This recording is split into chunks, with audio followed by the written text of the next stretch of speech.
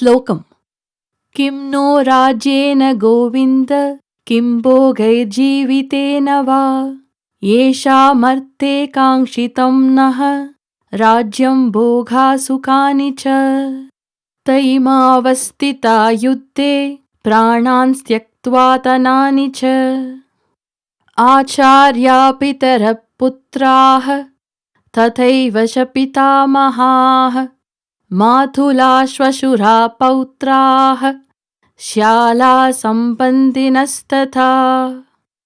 அர்த்தம்: கோவிந்தா, யார் ஒருவர் மகிழ்ச்சிக்காக நாட்டையும் சுகங்களையும் இன்பங்களையும் விரும்புகிறோமோ அவர்களாகிய குருமார்கள், தந்தையர், பிள்ளைகள், பாட்டன்மார்கள், தாய்மாமன்கள், மாமனார், பேரர், மைத்துனர், சம்பந்திகள் எனும் எல்லா உறவு வகையினரும் தங்கள் உயிரை பொருட்படுத்தாமல் உடைமைகளை விட்டவராய் இப்போர்க்களத்தில் நம் எதிரே உள்ளனர்.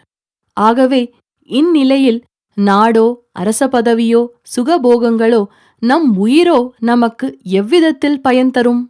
விளக்கம்: இங்கு கிருஷ்ணன் கோவிந்தன் என்று அழைக்கப்படுகிறான். அதாவது பசுக்கூட்டத்திற்குத் தலைவன், உயிர்களை அறிபவன், சொற்களின் இருப்பிடம் என்று பலவாறு பொருள் கொள்ளலாம். அதாவது நடக்கவிருக்கும் போர்க்கள முடிவினை அவன் ஒருவன்தான் அறிந்திருக்க முடியும் என்பதாகும். அடுத்த காணொளிக்கு காத்திருக்கவும்.